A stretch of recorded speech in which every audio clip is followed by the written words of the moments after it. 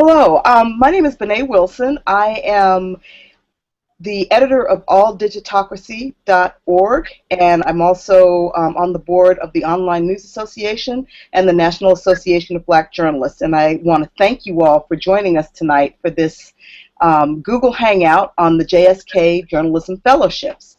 We're going to have time for your questions. This is being live tweeted, and we are recording it. So first I'd like to introduce Jim Bettinger, and Jim is the director of the program. Go ahead, Jim. Thanks, Bené, and welcome to everyone, and we hope that we answer all your questions tonight. And I wanted to mention that in addition to being live tweeted and recorded, that we're going to make a transcript, have a transcript of the conversation that will be posted on our website and probably on All Digitocracy and everywhere else, so that people who couldn't join us will actually have a chance to refer to it.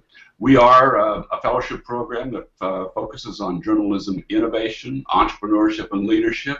We bring about 20 journalists and journalism entrepreneurs each year to Stanford, and they spend the year working on a journalism challenge, something that they've identified as an opportunity they want to exploit, an obstacle to be overcome, a problem to be solved. We think that we are changing journalism for the better. We're making sure that that our fellows are journalism change agents. So, with that, I'll turn it back over to you. Okay, thank you, Jim. I'm going to have the fellows briefly introduce themselves, and then we'll get right to your questions and answers. So we'll start with Yvonne Lau. Hi, my name is Yvonne Liao. I'm currently a senior Snapchat editor at Vox.com, and I was the class of 2014 to 2015. And Sarah? Hi, I'm Sarah Alvarez, and I'm a public radio producer and reporter from Michigan, and yeah, happy to be here. And last but not least, Latoya. Hi, I'm Latoya Peterson. I'm Knight Fellow 2013. I am currently the editor-at-large over special projects at Fusion, and the Knight Fellowship was awesome, which is why I keep coming back to this hangout. Thank you all again for joining us. The first question I wanted to ask is, how did you all first learn about the Knight Fellowship? For me, it was my dear mentor, Dory Maynard, who unfortunately passed earlier this year. She was instrumental in getting me to apply for the Knight Fellowship. I didn't think that kind of fellowship was for me. I had a very non-traditional journalism background. I didn't even know if I could call myself a journalist. It ended up being my personal essay, if I'm a journalist or not.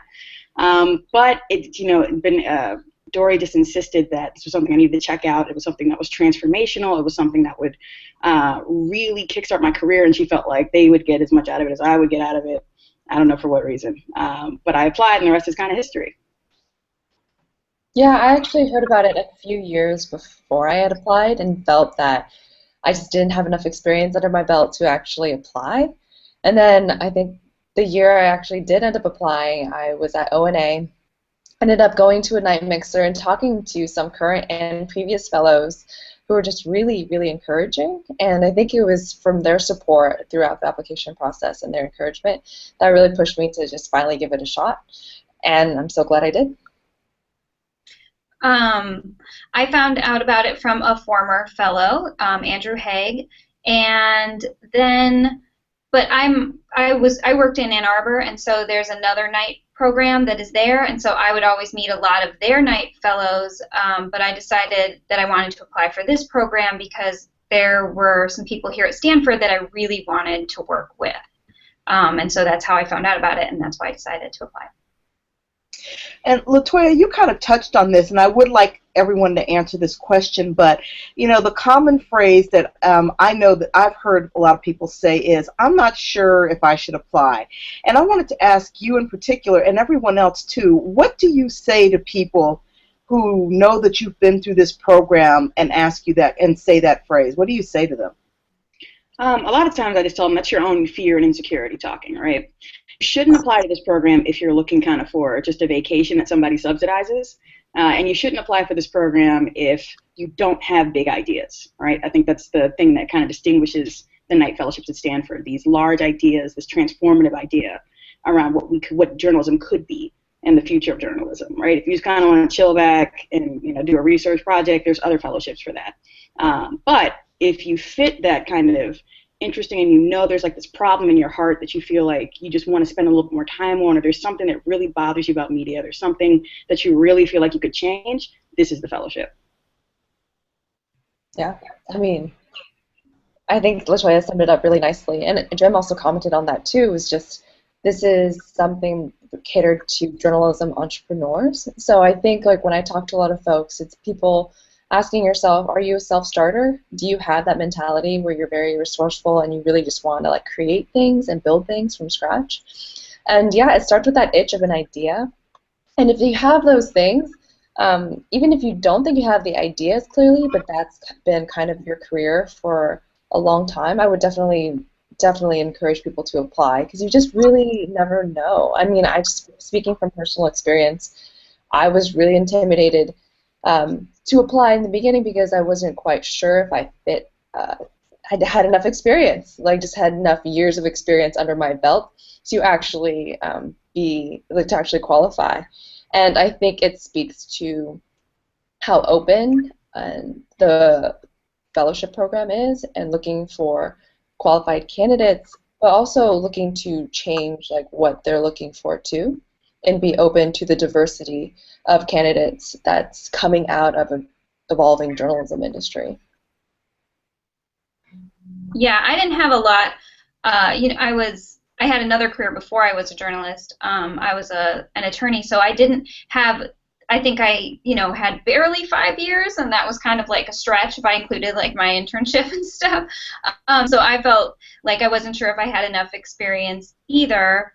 But I knew that I should apply because I knew, like, okay, I have a lot of ideas, and if I only had the time to work on them, I think I could make it work. And so I think for people who know I could really do something, I just don't quite have the resources or the time to do it right now, this is a perfect opportunity for that. And I agree with everything that everybody else has said. Can I just say a couple of things, because I agree with what has been said, and we really are looking for a broad range of people. We have had software systems architects, we have had lawyers, we have had game animators, we have had college journalism professors, and our thought is that the solutions for journalism can't come only from people who have been traditional journalists. That the opportunities are too enormous, the challenges are too great. And I want to say also that we focus on entrepreneurship, but we don't mean by that starting a business. We think of that as seeing an opportunity and taking a chance to create something new. Okay. Jim, I have a question here that was submitted, and it's kind of along these lines. Stephanie wants to know if there are any age restrictions on this fellowship. I mean, is there such thing as too old for applying for this fellowship? We don't have any age restrictions. We look for the ability of people to be effective after the fellowship as journalism change agents. We used to have, I think it was a minimum of 7 years experience. We don't have that really anymore. We've had very young fellows. I believe that Yvonne was one of our youngest, and then we've had fellows in their 50s. We care more about what we think the person can accomplish, what kind of a change agent they can be, than with how old or how young they are. Okay, thank you. I hope that answered your question, Stephanie. I wanted to ask if the fellows could kind of briefly talk about the projects that, well, Sarah, the one that you're working on now, and Yvonne and LaToya, what you worked on while you were doing your fellowships. Sure. So I'm working on filling information gaps for low-income news consumers. There's an economist here who's also in charge of the journalism school named James Hamilton, and he studies this, and that's one reason I was so excited to come here. So the way that news is right now creates a lot of information gaps because low-income consumers get kind of forgotten, and it's not an audience that people are really excited about reaching out to. And as everybody knows, the news media is shrinking, and they're doubling down on the customers that they already have. So I'm really looking into how we can serve these consumers and respect these consumers as people who have real information needs and who really want those needs met by news media. My project actually kind of pivoted in the beginning. It started out with digital news archives. I was really interested to see whether or not news organizations could take advantage of the historical archives that they were sitting on and actually it's unstructured data and see if they could structure it and be able to search through it more efficiently and make smarter editorial decisions. I kind of changed midway and actually started really thinking broadly about how people were communicating, and that kind of pointed me towards messaging. And so I spent the rest of my Knight Fellowship experience really narrowing in on how news could be delivered through messaging platforms. Cool. I think mine was interesting. Like, it's a blend of the ideas that Sarah and Yvonne were talking about. It started out as an SMS messaging project, right? That's the thing that I pitched because of low-income community information needs and how at the time everybody was all about news apps. And I was like, well, there's a lot of people that don't use apps, like, let's figure it out. And after I got to Stanford and I started really thinking about like transformative design and taking a lot of those classes, thinking about it, I started going, well, why do you need a device at all? And so I ended up, my final project ended up being more on the possibilities of mobile and thinking about mobile beyond devices in terms of information communities' information needs. Very cool. Well, we've got another interesting question here. Kim says she has many interests and special project and challenge ideas, but she's having trouble deciding which one to submit for her application. Do you guys have any tips on what she can do to make her application stand out and kind of help her filter through everything that she's trying to figure out? I think it helps picking the idea you're most excited about.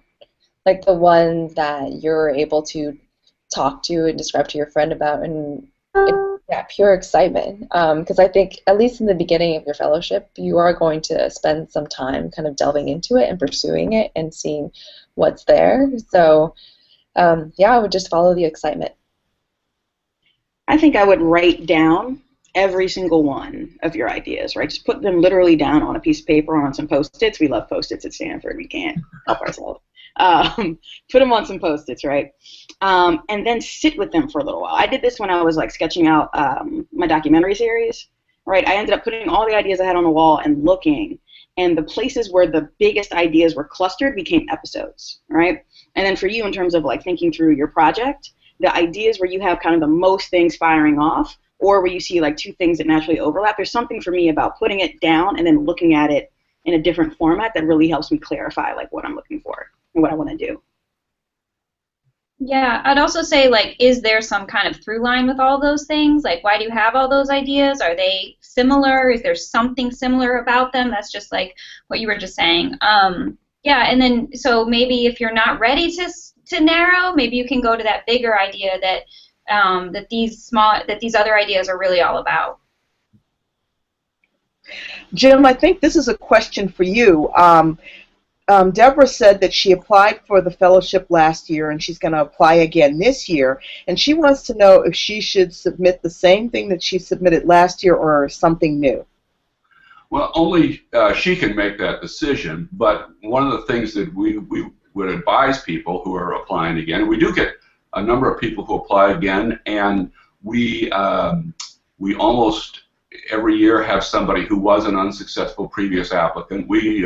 We think that it would be a poor journalism program that didn't reward perseverance. So we like repeat applicants. Is to think about how is to try and grapple with how your thinking has changed about this challenge over the year, and to think of it as something that's alive, and if there's new things that have happened in the field or you've learned some new things, to take that into account. I think can I add really quick on what Jim said?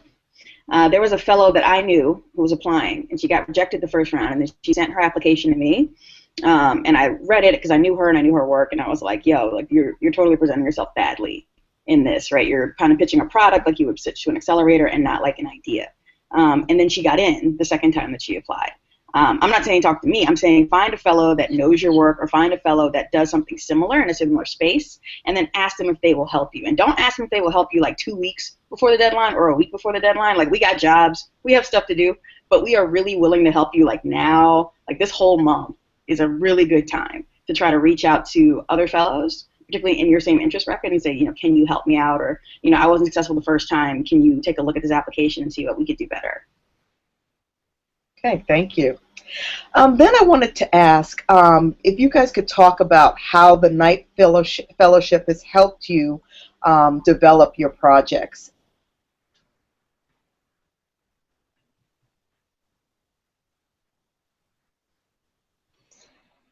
I would say that Stanford, or being at Stanford,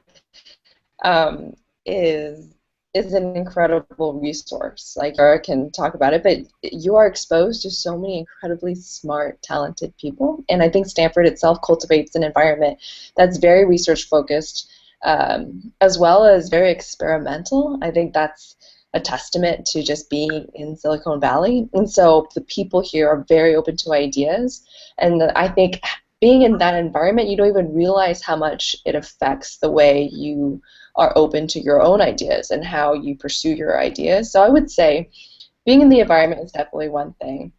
The cohort is another thing, and it varies class by class, but I was very grateful to have a cohort who was just tackling such a broad variety of other topics, but also incredibly supportive. And so if you ever needed like a fresh take on something, they would always be open to discussing it and really dissecting your project. And at the end of the day, we all care about journalism so much, and a lot of them have really strong journalism backgrounds, so having that perspective was invaluable to me. I think, to co-sign what Yvonne's saying, the biggest thing for me, and I think I'm the furthest out now in this, yeah, that's right, I'm the furthest out from the Knight Fellowship. And the thing that has stayed consistent is the cohort, right? And the people at the Knight Fellowship too. I can always call Mike or Mary Beth or Dawn or Jim or whatever and get awesome advice, or Pam, and get the advice that I need for whatever I'm going through. They coached me really hard when I was thinking about leaving Al Jazeera. They coached me again when I was thinking about if Fusion was right for me. You never stop being a fellow. You're always a fellow. And then in terms of my fellows, like just the fact that, one, I have a network of amazing, smart people from around the world. Literally, one of my good friends and boss went to France, is staying in Paris, and I introduced her to my Knight cohort fellow, Marie. And I was like, you guys should hook up while you guys are here because you would really hit it off. But just knowing, like, just that knowledge bank and just the sheer amount of people that just have your back is amazing. In everything from salary negotiations to what it's really like to work at this company, to incubating new ideas, to like working through like prototype grants and stuff like that. It's the cohort and the people that they combine. I mean, I could talk about all the other awesome stuff that's at Stanford, all the really amazing classes you take and the enrichments that they give you, the negotiation practice, the speaking practice, that speech coach lady that I had that helped me, really like hone my radio voice and figure out how to kind of move to the next level on that. Those are all awesome, but I think your cohort, the people that you're with, is really what makes it.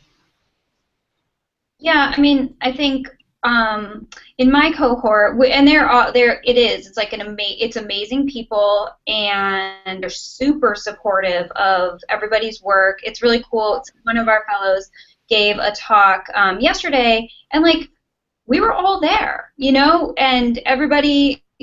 Some people had to come late, some people had to come early, but everybody wanted to hear him talk about his work to this group of other interested people. And I know that was like a big deal for him, and I think it was a big deal for all of us too, because like we know that that's how we all approach each other's work. So that is super helpful. And then having the time and the space is amazing. And you can really find people who are in your same interest area.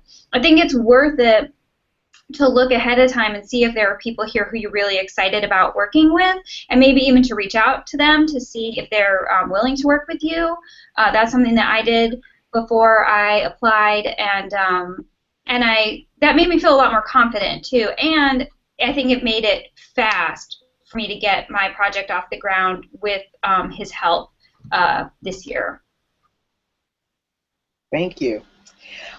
We have another question, and actually I'm going to add a little to this because this came in some emails that I got too. There's a question from Sabria who says, do you continue working in your current job while you participate, or do you focus entirely on your project? And then she also asked, and how do you convince your company it's valuable if you do have to be away?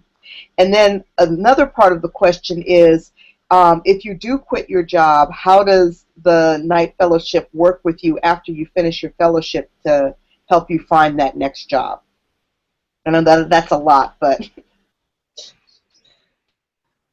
Well, I'm going to have Jim answer the first part of this. Right? After I came through. And so there are different rules for different people now. So we can go ahead and talk about that for a minute. And then I can weigh in on the Life After Stanford panel. So basically, what we do want people to separate from their regular life as much as possible. And for years, we had an absolute ban on doing any sort of outside work during the fellowship. We also look out at the current landscape and see that there's a reality that is hard, particularly for founders or proprietors of innovative new sites, to separate completely. So we're experimenting with people staying more in touch with their enterprises. We're also, and this is sort of an answer to how convincing your company that it's worthwhile, we're particularly open to people who come not only with their news organization or their company's endorsement, but maybe to work on something that will be that's something their news organization is wrestling with, whether it be mobile or whatever it might be. And we really want to be relevant to what's going on right now. So I think that's a way of saying, I know it's a way of saying that that we try to be flexible so that people can be effective. We also know that if somebody comes to Stanford and spends all their time working on their enterprise back where they came from, they really won't have had a chance to partake of the fellowship. Yeah, I'll add to that too, because as much as I get on Jim about changing the rules, they were kind of right. Change the rules all the time. They were kind of right. Like in the beginning of the fellowship, I had a lot of engagements because I was coming from freelancing. And I had a freelance life that was very busy, and I was pre-booked for a lot of things. And so I remember I spent the first quarter of my fellowship really like fulfilling those obligations. And a lot of time, I stayed for the first month and just made sure I was there. And then I had to keep flying back and forth, so much so that some of my cohort fellows started joking that my other job's at the airport. Like it was just, I was always gone. But that also kind of prevented me from bonding as deeply as I think some of the other fellows did. And that was a big detriment. It was different. Like I ended up catching up, particularly toward the mid-year, but it was a different thing. And Stanford is a place that you really want to be present. You don't want to have things pulling you away all the time. That's the other reason why they don't let you live in other areas, particularly if you're coming from another type of geographic region. There are other parts of San Francisco that you might want to live in, and they kind of really want you to stay in the Palo Alto, Menlo Park, like the area that's close and around Stanford. Dawn lives in Redwood City, and I think it's as far out as they kind of want you to go. And the big part of that is to be present on campus so that you're not commuting, so that you're not trying to juggle other things. Because for fellows who were commuting from San Jose or from Oakland, they also weren't present. And so the being present is a big deal. In terms of help finding a job afterward, the thing I always say is that I don't know if you'll want a job afterward. It's a very big transformational shift, right? Knight Fellows, luckily, are in demand. This is a big boost. And if your job can't see that this is an investment in you, this might not be the right job for you, right? I mean, economic realities are what they are. And maybe this isn't the year if you feel like you can't leave. But at the same time, this is an investment in you as a person, in you as an employee, as you as an innovator, as you as a journalism leader, right? And if your company can't support that, it's probably unlikely that you're going to be able to come back full of all of the great ideas that you're going to foment here, all of the things that you want to do, all the collaborations you want to do, and find good traction. A lot of people came back from my year in particular really frustrated with their jobs. We had that post-night depression that they talk about a little bit in the Life After Stanford panel, where you get back to the actual world where people are actually, no, we don't want to do this. We don't care if this is innovative. And we're going to do it the same way we're doing it, even if it's losing us money. And you're just like, okay, this is where we are. But that's the reason why they had the Life After Stanford panel, so you can start trying to figure things out. And I think of my cohort, only half went back to their jobs. The other half have been trying to strike out on their own and do their own thing in varying levels. Some of them have been very successful, some of them kind of like, making it. But I think half of us decided not to go back. And for me, the night fellowship was a huge boost because I didn't actually graduate from college. And so suddenly, it's this degreeless person kind of floating through the ether. And then suddenly I have Stanford on my resume. And it doesn't seem to matter that I didn't like graduate from here or whatever. Just the fact that LaToya was at Stanford, she has a Stanford hoodie, she has a Stanford email address. Good enough. Okay. Jim, I've got a question. What are the resources for those with spouses and children for the year? So we, as part of our financial compensation or financial support, we have housing allowances, child care allowances, health insurance allowances that are all based on family size. And we recognize that this Mid-Peninsula area around Stanford is a really expensive area to live in, and we try to make that as painless as possible. We also have we want all of our affiliates, which is our term for spouses and partners, to be welcome at everything we do. There's nothing that we do that affiliates are not welcome at. And so they attend our seminars, they attend the backstories, our trips. They're able to attend classes at Stanford, same as the fellows are. We will give them advice on what they want to accomplish during their year, so that it can be an enriching year for them as well. So we really believe that everybody does better when our affiliates are closely involved. So I have 3 kids, and they all came with me, as did my husband. Yeah, it's super expensive here. I mean, it's crazy, but they do have stipends that will work. So I mean, there are some logistical challenges to being out here with with a family, but you can make it work. And the fellows in my class all have different setups. There are like some people who are here with kids like pretty much on their own, and the other fellows have tried to be as supportive and helpful as they can to those folks. But then there's other people who are lucky enough to like bring a parent if their spouses can't move with them. So people make all kinds of arrangements, and it is a very supportive and welcoming environment for families. I'll say that, definitely. Thank you. We have a question from Peter who says, all of the application form is important, but he wants to know if there are any particular parts that you should pay special attention to.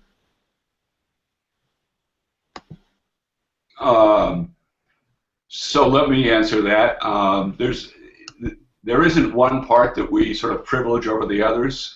We think of the application as helping us get to know the person and how they would use the year at Stanford and what they want to accomplish afterwards.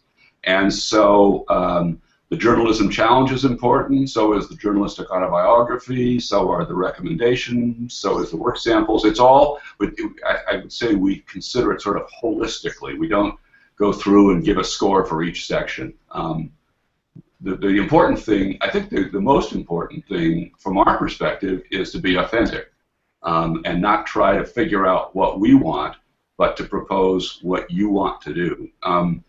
I've said this in other contexts. We have a lot more experience evaluating applications than most people have in actually writing them. So we are. I think we're pretty good. I think we're very good at being able to discern when people are being authentic, and we know that it's really that what they're proposing is really important to them. It's one of the, I think it was Yvonne who said that if you're trying to pick among ideas, pick the one you're most passionate about, and I totally agree with that. And I have a follow-up question here. Julie would like to ask some advice on framing the challenge. She said that LaToya mentioned framing it right and not pitching it as an idea, pitching it as an idea, but not as if you were pitching for an accelerator. She wanted to ask for a little more explanation on that. Oh, okay. Well, I'm not the official night selector. I should say that right now. It's Jim, right? I have my opinions that are very strong, but I am not actually on the selection committee. That would be Jim and Don and the other readers and Pam and whoever else they put. It's like 10 people each year, right, Jim? So actually, by the time we get to the final phrase, every finalist has been evaluated by 14 different people. 14 people now. Ooh, see? Serious. But the reason I flagged this person's application was because I felt like she was writing it for a startup accelerator. It was very much, this is how journalism organizations will make money with this product, right? And I was like, why are you pitching a product to JSK Stanford? All right, if you want to develop a product and put it to market, there's accelerator programs for that, like Stanford X, all right, that you could apply to if you were a student, or there's other ones. But I was like, this isn't that kind of vibe. And so that, Chris, it's not like there's one recipe of what to say to make yourself successful, right? That comes from you. It's your idea. It's how you implement it. Some people, like Kirk from my year, yeah, he totally pitched kind of a product. He made an advertising platform. But it was the problem he was trying to solve that I think spoke much louder than him trying to give a product pitch. You know what I'm saying? It's a little bit nuanced, but it's more, what is the motivation that you have for wanting to solve this problem, and not necessarily like, this is going to make money back or this is what's going to happen. Like in business, it's very results oriented. Here, it's a little bit more like, let's hear your thinking, let's hear your process, let's see what you're trying to solve for, and then that's what they evaluate you on. We have another question. Actually, I'm going to throw in my own question here. I wanted to ask all of you, what would you say was the highlight of your stay at Stanford? So many. I'll say, wow, I would say there are definitely, like, the entire year is very easily one giant highlight, but my personal favorites were literally just like the quiet moments, I would say, like the one-on-one conversations that you have with your members of your cohort, staying out really late, working on a project in the hub, and just like toiling away, or the debates that you have about the state of journalism, what the future of, and getting in really heated, passionate discussions about it, and then learning something from it. Like, they're all very, it's always down to those moments where you just like learn something about yourself and other people that I find that I really value the most. And the Stanford experience cultivates that. Like, it allows you to have the time, allows you to have the resources, allows you to meet these people in a really intimate way over the course of 10 months to create those experiences. Yeah, I mean, I'm still so new to this experience, so but so far, I think the highlight is just being able to be so in charge of yourself, right? Like, that's such a luxury, especially when like, most of us have jobs where they're really demanding and we're doing a lot of different things, right? To just kind of be 100% in charge of how you spend your time and what you want to focus on and what you want to pursue is really amazing. And like you said, like, just taking the minute to be like, you know, I just did that because I wanted to, and I feel like I got something out of it. Yeah, it's amazing, and it is really, and there's great people here, and you have like really meaningful, not just meaningful relationships, but really meaningful interactions with people. And I know that those will continue to be important throughout the year and even further. I think for me, the night fellowship was so full of twists and turns in my personal life. I ended up getting married and I got pregnant while I was out here. And there's like a whole bunch of stuff in addition to like actually doing a project and having all those things happen. And so I think my favorite memories are all just around that luxury of spending time doing something that you love and being able to dedicate all of your time toward it, and being in this environment that's very supportive of that, right? Everything is just jokes and awesome dim sum and watching your co-fellows yell at Condoleezza Rice like we're going to get a new answer. It's been like 10 years. Like there's so many amazing memories that you make with people that just can't be replicated. It's weird because I want to say like the Liberation Tech Group because they were awesome, and like, you know, all the cool stuff that I did at Stanford, or like the D School lab, or like trying to get groceries in front of a freaking self-driving car before it was like a thing. That was so annoying. But really, it's the memories that stand out the strongest are literally just kind of hanging with the cohort, sitting in the sunshine, talking to people. I have another question. The person wants to know how they narrowed down which work samples to submit. So if you guys could talk a little bit about how you decided what work samples you would include in your applications.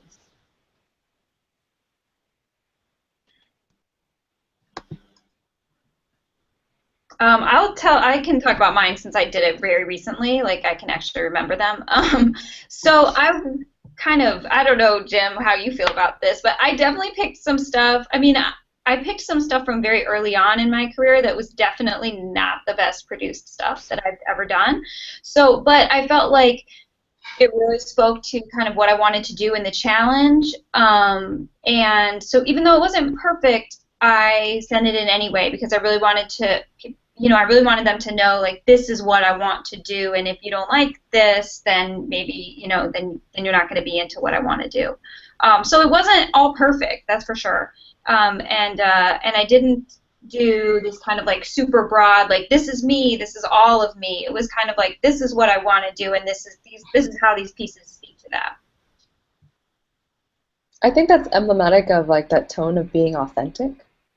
I think that is really important to kind of make sure that comes across through your application. And so for me, I really picked projects that, one, I was definitely proud of, but proud of because that we had taken some creative risks in doing it. So I was working on a lot of multimedia interactives, and some of them you could have looked at and been like, okay, what is this? But when you're describing your project, you're describing the process that you went through and the impact that you hoped you had in doing that project, I think that's an opportunity to really convey to the selection committee why you're highlighting that. And I think that will depend on individual to individual, but finding a project, one that you're proud of, and one is, to what Sarah's point too, is just reflective of who you are or what you want to do or what you really care about. For me, I'm just going to go ahead and keep it 100. I had no idea what to submit. Like I said, see, aforementioned, like, am I really a journalist problem? So I literally was like, okay, I did radio, print, TV, and digital. So I was like, let me just pick one of each. And that's the same thing I did with the recommendations. I was like, I need a print boss, a TV boss, digital boss. And I stuck them all together. I think I sent them like a piece of rock criticism, if I remember correctly, a piece of rock criticism, a talk I did on digital inequality, and I think like one reported storify. It was weird. I don't know what they were thinking. I'm sorry. I don't know. I'm sorry, Jim. I don't know. So if I can offer some advice, it would be I agree with Yvonne and LaToya and Sarah, which is select work samples that you want to represent you and who you are and what you want to do, and it can be something really early. I mean, very often in our journalism career, some of the earliest things we did we're most proud of because we know the obstacles and because they had heart. So it's not necessarily the prize-winning 4-part series as much as something that reflects your passion for what you want to do. Okay. Jim, I think this is going to be a question for you. We've got someone who's asking about international fellows. He's saying there are a lot of people from other countries that want to apply for this, and he wanted to get your thoughts about how they're evaluated and how they're selected and how many international fellows are chosen. Sure, we have had international fellows in this program in each of the 50 years that it's been in operation, and we believe that the challenges, the opportunities of journalism are global, not domestic. And we usually pick between 6 and 8 international fellows a year, depending on funding sources. We have had fellows from, I think it's 120 countries over the years, and we really evaluate the international fellows on the same sort of standard as U.S. fellows, which is that we're looking for people who will be journalism change agents in their home countries. We have a particular focus on, I wouldn't say focus, but a particular interest on people coming from countries where journalism is emerging or has been under attack or has had specific challenges. One of the things that we know is that U.S. journalists aren't always aware of the challenges and problems that that journalists in other parts of the world operate under in terms of like physical danger, arrests, censorship, and so on. So we're particularly keen on journalists who can have a positive impact on the free flow of information and journalism in their countries. But we really were looking for the same kind of thing: people who can take a year at Stanford, focus on their challenge, and then be journalism change agents. Okay. We have another question for the fellows. The question is, how did you choose the person or people that you wanted to write your recommendations? So I'll start. That was really easy for me. I chose people who knew me the best. They just know me the longest. They had seen me go through many ups and downs and could definitely speak to it. One was a former colleague at the AP who tried working on a startup with that totally failed. And but we had stayed in touch, and he was definitely a very close colleague and friend. Another one was also more of a mentor who I had met through AJA and had also seen me try, and he also knew me when I was trying to work on that startup, and so they'd known me all for quite a few years. And then one was one of my supervisors at Project Thunderdome, which is where I was before I joined the fellowship. Yeah, I did kind of the same thing. I also thought, well, and I was employed when I did this, so my supervisor needed to write one. And then I picked a colleague who I collaborated with really closely, really often, because I feel like that's one of my strengths, is I'm a good collaborator, and I knew she would talk about that. And then I picked somebody who I didn't have that close of a relationship with, but we'd worked on a couple of different projects together across across publications, and he was one of the kind of first people who I talked to about what I wanted to do and why I wanted to do it. Yeah, and he had been in a fellowship program, not this one, but a different one, and we had also talked about that experience. So I think he really kind of knew what this experience could be like, and I think he knew how to say what I would get from it. And I do think he knows my work really well, even though we're not as close.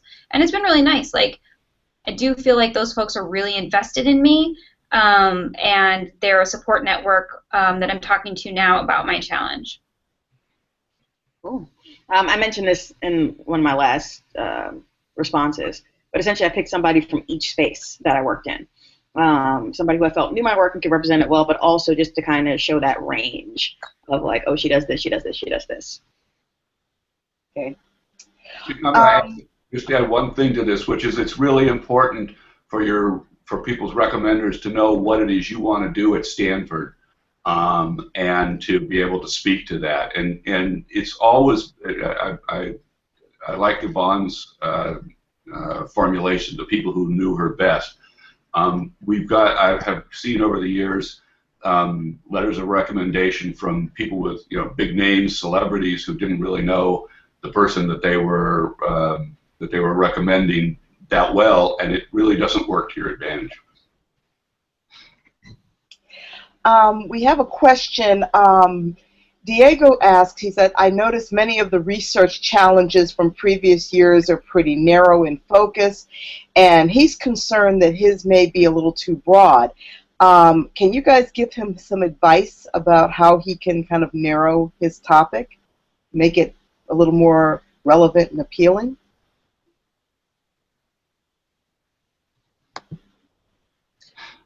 I'll take a stab. Depends on the project, honestly, it really does. But also think about your personal experiences. Like, what do you bring to this project that no one else can?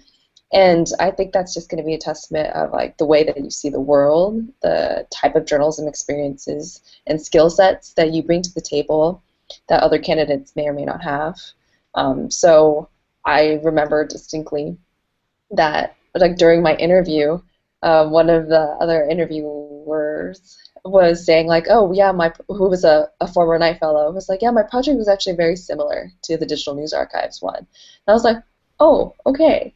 But that's not, I don't think that's actually the point, right? I think the point is that what kind of interesting or unique experience that makes you a unique person and journalist that you can then apply to that idea and try and narrow it down. I mean, of course, it depends on the idea, so it would help to know it and then narrow that down, but I think it comes back to channeling who you are and then figuring that out and how you can apply it to your idea. You know, Diego, until you answered your question, I had forgotten that I did an exercise like this, right? Because at first I was like, oh, how do you narrow it? And then I realized, I was like, wait a minute. I was like, how would I test this in the real world? Like, what would I do in my community to test this? And that's how I ended up kind of with like the SMS thing. So I was like, oh, I can go to the library. I can test this out on like these 4 different types of populations to figure out how it would work or whatever. And then I kind of built it backwards from there. Like I saw myself finishing the fellowship with all the like info and the testing and the tech skills that I thought I was going to have. And then I kind of built my proposal backwards from there. So sometimes that helps if you like really put yourself in the situation where you're like, all right, it's go time. I finished the fellowship. This is what I'm doing next. I think some of the fellows that are in my class have really broad challenges, and I think and I don't necessarily, it doesn't seem like a problem. I mean, they got in and they're working on it. So the question is like, why is it broad? Is it broad because you're unfocused, or is it broad because it's like a big problem and it's like overarching, you know? And in that case, it might not be a bad thing for it to be broad as long as you feel like you could get something out of it, and so could the profession if you tackled part of that. Jim, I have a question for you. This year, there's an option of doing a 1-minute video about your challenge, and Peter wants to know if you've got any tips of what the reviewers are looking for in this video. It's the same thing that we're looking for in all elements of the application, which is to learn more about you as a person, as a journalist, as an innovator. And we added this because there's just lots of media, lots of different ways to do that, and we thought, well, let's give people a chance to do this. So we're looking for personality, I suppose. Not personality like bubbly personality, but we're looking to get a sense of the person. Okay. We have another question from N.S. Walker, and it's, would you encourage a cross-functional project that combines journalism with social enterprise? Maybe. I mean, without knowing the project, it's hard to say. But we're interested in lots of different ways of going at journalism and improving journalism. And if there's a way to, if there's a social enterprise, or if there's something that makes sense, or that there's a congruency or an overlap, sure. I guess let me turn it around. We pretty much do not want to automatically discourage things just because they don't fit the common pattern. So we try to be open to all kinds of ways of approaching the challenges. And I will say that we refer to this as not as a project but as a challenge, and we think of it as one of the things we advise people is not to be too quick to come to get the answer before you've asked the right questions. Okay. The next question, this is going to be for Yvonne and LaToya. The question is, how have you kind of used the things that you learned at Stanford in your current jobs? I use a lot of the stuff that I learned at Stanford every single day. I use a lot of the connections that I made at Stanford every single day. The stuff I learned about design thinking has been invaluable. It totally changed how I looked at how I solve problems. And like I said, first thing I do now is reach for some freaking Post-it notes. By the end of the year, you're like, Post-it notes. I will never touch another Post-it note. But that's a lie, because you're going to go right back to it as soon as you need to start brainstorming something out.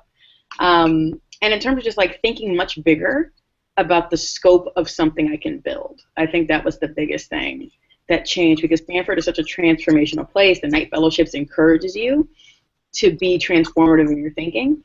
And so a lot of times, like, small solutions, okay, that's neat and that's interesting in package, we can do that. But like, what is the next logical step? What is the big step? What is the grand thing that I feel like I can't do? And then figure that out.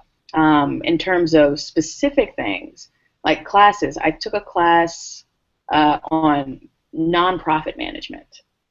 That's at the JSK. It's a very competitive class, and it's hardcore. It was like, people think nonprofits are all about not having money. Nonprofits make billions and billions of dollars a year. And how do you run these things that are about statistics and logistics and strategy and changing political environments? It was one of the best classes I took. And I kept all of the case studies from that class, and I still will go back and look at them. It changed how I looked at how my church operates. It changed how I look at, how I can run something. It changed how I look at loyalty, right? All of that was kind of really challenged in that class. The other thing I really enjoyed was I went to a graduate level seminar called Cities in the Global Imagination. It's all about gentrification, right? And just that kind of like, I had never, number one, like I said, I dropped out of school, so I'd never gone to this grad level, and much less to like that level where it's like 7 students and you guys are working out your dissertation.